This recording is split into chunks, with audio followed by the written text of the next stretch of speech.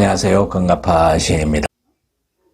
오늘은 작고 조용한 진심의 진동으로 우리 마음속에 깊은 울림을 남기는 김시림 시인의 신간 시집 나팔고둥 좌표를 만나봅니다. 김시림 시인은 1965년 전남 해남 출생으로 동국대학교 문화예술대학원 문예창작학과를 졸업하였으며 1991년 한국문학예술, 2019년 불교문예로 등단을 한 분입니다. 그동안 쑥냄새 나는 내 이름의 꿀떡개 바닷가, 그리움으로 자전거 타는 여자, 부끄럼 타는 해당아, 물갈퀴가 돋아나는 등 4권의 시집을 출간하셨고 이번에 5번째 시집 나팔고둥 좌표를 도서출판 상상인에서 출간하셨습니다. 그동안 시모와 이동주 문학상 등 다수의 수상을 하셨고 현재 불교문예 편집장으로 계십니다. 김시림 시인은 그동안 4권의 시집을 통해 고향의 정서와 여성적인 감수성, 생명과 존재에 대한 애틋한 응시, 그리고 삶의 일상성 속에서 길어올린 시적 사유로 요약되는 독창적인 시세계를 펼쳐오고 있는데요. 그의 시는 작고 낮은 것들에 고개를 숙이고 그 안에서 아름다움과 존재의 깊이를 길어올리는 시의 겸손과 미학을 일관되게 지켜오고 있는 분입니다. 5번째 이번 시집 나팔고둥 좌표는 모두 4부로 구성되어 있는데요. 감각적인 자연 이미지와 일상적인 언어를 통해서 1부에서는 내면의 외로움과 그리움을, 2부에서는 감정의 발화와 사랑을, 3부에서는 삶에 대한 사유와 관조를, 그리고 4부에서는 사라지는 것들에 대한 애틋한 기록을 담고 있습니다. 그럼 먼저 이 시집의 표제 시인 나팔고둥 좌표를 만나보겠습니다. 나팔고둥 좌표, 김시림. 병원 로비에는 뚝 떼어놓은 심의 한 조각이 산다. 인동가리와 블루텐과 만다린 피쉬와 샛별돔이 조그마한 입으로 별 부스러기 같은 플랑크톤을 살살 쪼아 먹는다. 인공햇살 손가락들이 모래바닥까지 파고들고 밤낮 없이 공급되는 꼭 알맞은 산소 농도. 19병동 112호 이 병실엔 수시로 폭풍 해일이 몰려온다. 작은 수족관 같은 몸속, 어긋난 수치들은 해열제와 인슐린과 전해질과 혈소판 수혈 등으로 즉시 교정된다. 스스로 침상 밖으로 나갈 수 없는 당신, 몰래 눈에 보이지 않게 어딘가로 가고 있는 것일까? 며칠 전 눈대중으로 좌표를 찍어둔 자리보다 한 뼘쯤 옮겨 앉은 저 나팔고둥처럼. 이번 시집 나팔고둥 좌표의 표제시인 이 시는 병원이라는 특수한 공간을 무대로 생명과 죽음의 경계를 감각적으로 포착한 작품입니다. 시인은 병원의 로비에 놓인 수족관을 심해의 한 조각에 비유하면서 시를 시작합니다. 뚝 떼어놓은 심해 한 조각이라는 표현은 병원의 단절과 고립감과 인공적 분위기를 강하게 환기하고 있죠. 이 수족관 속에는 흰동가리, 블루탱, 만다린 피쉬, 샛별돔 같은 열대어들이 등장하고 그들의 행동은 조용하고 섬세합니다. 별 부스러기 같은 플랑크톤을 살살 쪼아 먹는다는 표현은 생명의 작고 연약한 본질을 시적으로 형상한 것인데요. 이 장면은 정밀하게 유지되는 생태계, 즉 조절되고 통제된 인공세계를 상징하며 동시에 그 안에 살아가는 존재들의 무력함도 함께 함축하고 있죠. 시의 시선은 곧 병실로 옮겨갑니다. 19병동 112호. 시는 병실의 환자와 그 내부를 작은 수족관 같다고 표현하고 있죠. 수치의 이상, 해열제와 인슐린, 전해질과 혈소판 수율 같은 의료적 조치는 마치 수족관의 수질을 조정하는 행위처럼 묘사됩니다. 인공햇살, 알마전 상소농소 등 수족관의 설정이 병실의 환경과 겹쳐지면서 병실 역시 외부로부터 단절된 인공적인 생태계임을 드러냅니다. 환자의 몸은 자신이 통제할 수 없는 상태에 놓여 있고 모든 생명 유지가 외부의 손에 맡겨져 있는 그런 상황이죠. 이 상황은 병원의 무력한 인간 존재를 상징합니다. 후반부에서 시는 한층 더 깊은 사유로 나아갑니다. 침상 밖으로 스스로 나갈 수 없는 환자. 그러나 시는 그가 몰래 눈에 보이지 않게 어딘가로 가고 있는 것일까? 라며 조용히 묻습니다. 물리적으로 움직임이 없더라도 생명은 보이지 않는 방식으로 이동하고 있다는 것을 암시하는 표현이죠. 마지막 연에 며칠 전 눈대중으로 좌표를 찍어둔 자리보다 한 뼘쯤 옮겨 앉은 저 나팔 고동처럼 이라는 구절은 이 시의 핵심을 상징합니다. 나팔 고동은 매우 느리게 그러나 분명히 움직이는 존재죠. 외부에서는 그 이동이 쉽게 감지되지 않지만 그 존재는 조금씩 자신의 자리를 옮겨가고 있는 것이죠. 이는 병상에 누운 환자의 생명이 죽음을 향해 조금씩 조용히 나아가고 있음을 상징합니다. 그렇게 이 시는 인간의 생명을 하나의 좌표로 보고 그 좌표가 보이지 않는 가운데 서서히 이동하고 있다는 점을 섬세하게 그려내고 있죠.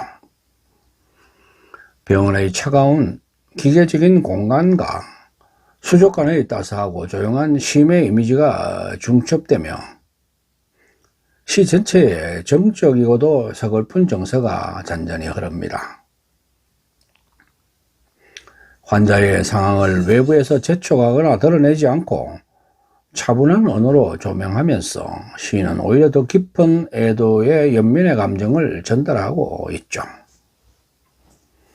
병원이라는 공간이 단지 치료의 장소가 아니라 생명이 조용히 소멸해 가는 심해의 방이라는 이러한 시적 비유는 이 시가 지닌 독특한 미학을 구성하는 중요한 축이라고 할 수 있습니다. 다음은 시집 일부에 수록된 이토록 가깝고도 먼 이라는 시편을 만나보겠습니다. 이토록 가깝고도 먼 김시림. 갈매기 한 마리가 저 수평선 너머로 사라진다. 무엇을 찾아가는 것일까? 길일까? 사람들 마음엔 생각 프로그램이 담겨 있어서 160cm도 안 되는 이 작은 몸에도 내게로 가는 길이 있다. 가만히 있어도 그리로 간다는 것은 반질반질 길이나 있다는 것.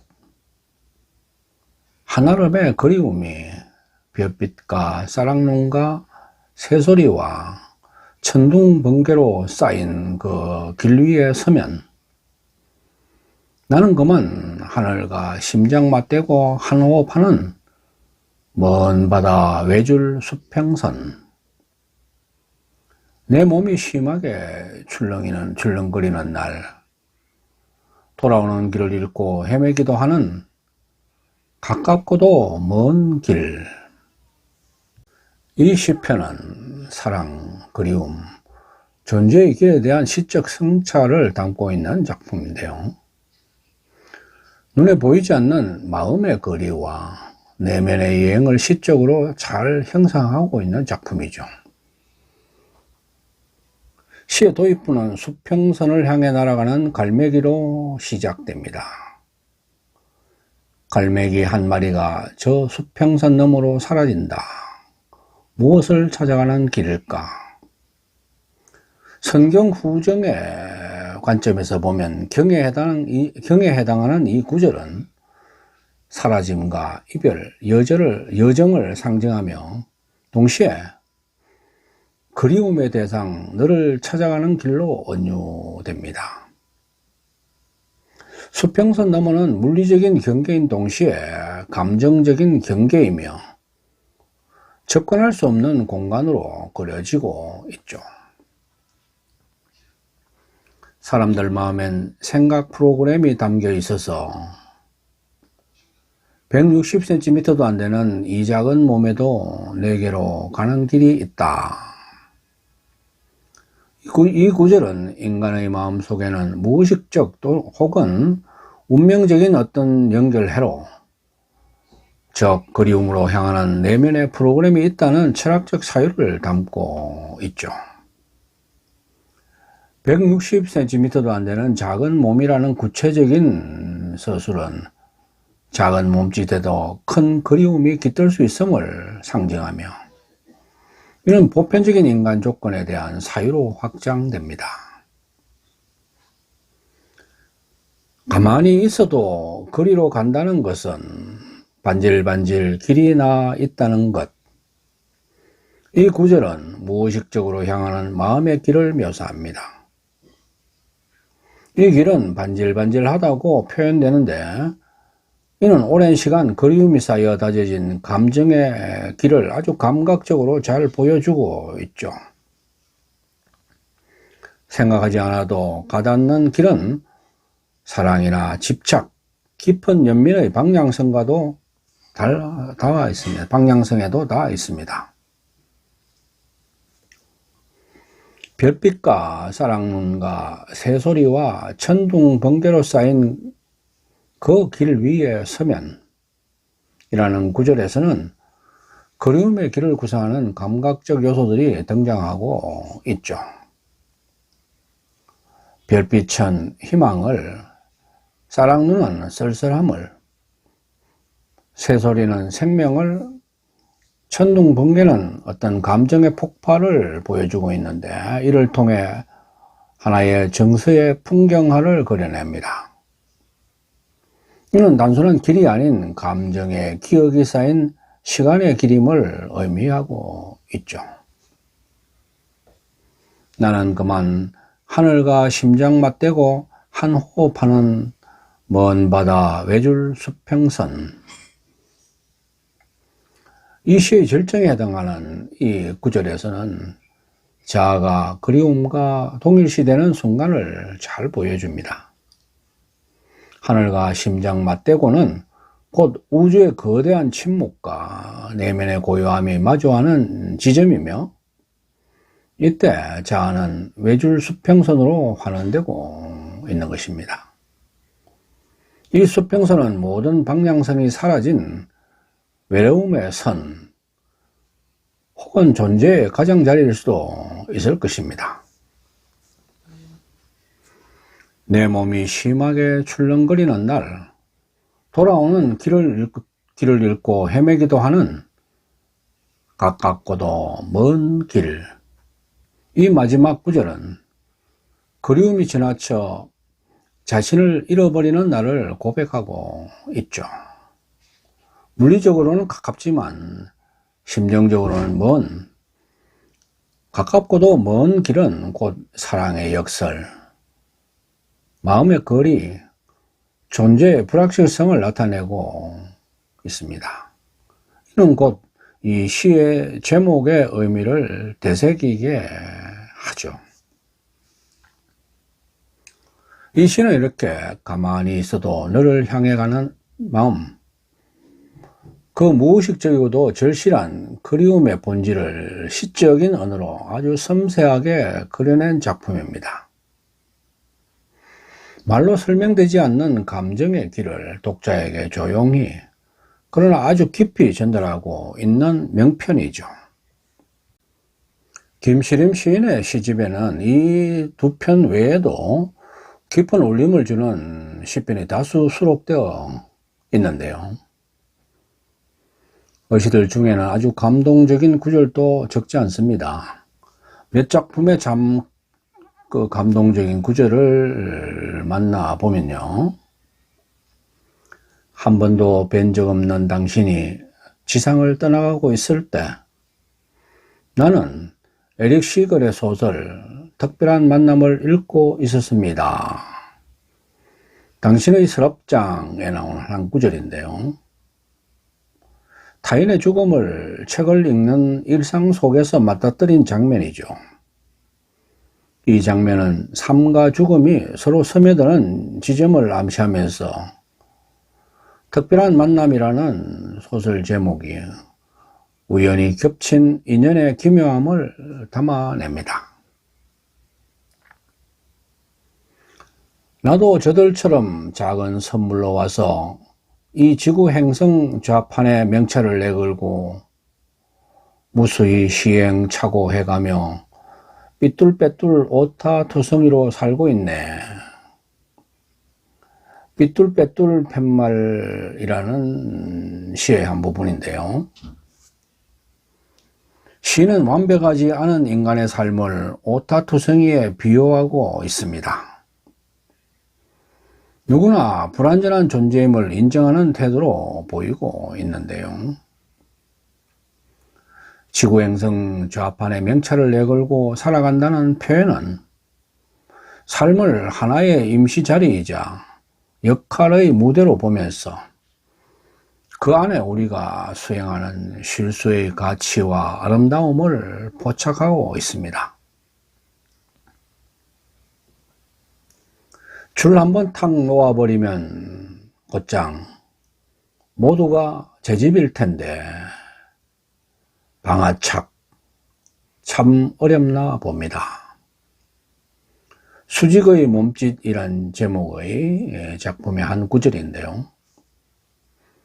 방아착은 불교적 수행의 핵심으로 모든 것을 내려놓는 경지를 뜻하죠. 시는 이 이상을 알지만 놓지 못하는 인간적인 고뇌를 담담하게 고백하고 있습니다. 이는 욕심과 관계, 미련, 존재의식 등을 놓지 못하고 붙들고 있는 우리의 삶의 무게를 돌아보게 합니다.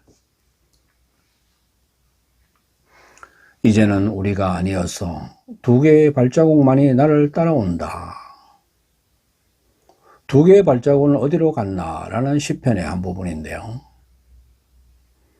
이 식구는 관계가 끝난 뒤의 상실감, 혼자 남겨진 쓸쓸함, 그리고 과거의 흔적, 즉 발자국만이 남아있는 상황을 함축적으로 보여주고 있죠. 발자국은 함께 걸었던 시간의 흔적이자 이제는 혼자가 된 현재의 모습을 동시에 상징합니다. 소처럼 우직한 당신이라는 둘레길 다 걸어보고 싶었습니다. 우도에서 시편의 한 부분인데요. 여기서는 당신을 길로 비유하며 그 사람의 인생을 온전히 이해하고 싶은 마음을 고백하고 있죠. 소처럼 우직하는 묵묵한 삶의 태도, 둘레길은 그 사람의 외곽을 감도는 이해와 순례의 여정으로 해석할 수 있겠습니다. 이처럼 김시림 시인의 이번 시집에는 깊은 울림을 주는 감동적인 시편의 여러 구절들을 만나볼 수가 있습니다. 김시림 시인은 시인의 말에서 밀물이다가 썰물이다가 만조이다가 간조이다가 끝없이 부침하던 마음의 파도들을 여기 이 모래톱에 부려놓는다. 다시 맨발로 먼 바다를 건너올 어린 햇살을 기다린다. 이렇게 적고 있는데요. 자연의 순환 속에서 감정의 순환을 바라보는 시인의 시선은 고요하지만 무척 깊고 슬프지만 따뜻하며 체념이 아닌 기다림으로 끝맺는 희망의 시약을 보여줍니다. 시집의 해설을 쓴 문학평론가 박민호 서울대 국문과 교수는 시란 참 신묘하다. 세상이 이렇다 소란스러운데도 일단 시의 세계로 들어서면 전혀 별 세상이 따로 열려 있음을 깨닫게 된다. 이 별 세상은 넓고 깊고 거역하다. 언어의 분량이 많지 않은데도 그 자체로 무궁무진한 하나의 세계, 그것이 바로 시의 세계다. 시를 쓴다는 것은 한 세계를 창조하는 일이다. 좋은 시는 이 무궁무진한 한 세계의 열림 그 자체라 할 것이며, 시를 읽는다는 것은 그 열림을 향해 감각과 감정의 촉수를 내매는 일이다. 일찍이 정지용은 시의 오묘함을 가리켜 바다는 연잎처럼 오므라들고 펴진다고 했다. 여기서 바다란 곧 시 그 자체이며, 이 바다가 우리를 향해 오므라들고 펴진다 하면 시와 우리의 교섭과 교감을 가리킨다. 김시림 시인의 나팔고둥좌표의 편편 시들을 읽으며 필자는 이 교섭과 교감의 보람, 기쁨을 다시 한번 깨닫는다. 이렇게 해설했었습니다. 그때 시의 본질과 역할, 그리고 김시림 시인의 시집 나팔고둥좌표가 바로 그러한 시의 본질을 어떻게 잘 구현하고 있는지를 아주 예리하고도 아름답게 설명한 시집 해설의 평문이라고 하겠습니다. 독자 여러분도 김시림의 시집 나팔고둥좌표를 통해서 무궁무진한 세계의 열린 문으로 들어가 보시길 기대합니다.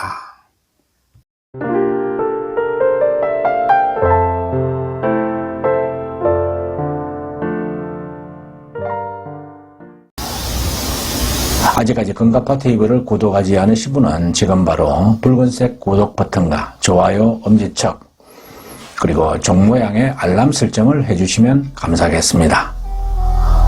끝까지 시청해 주셔서 고맙습니다.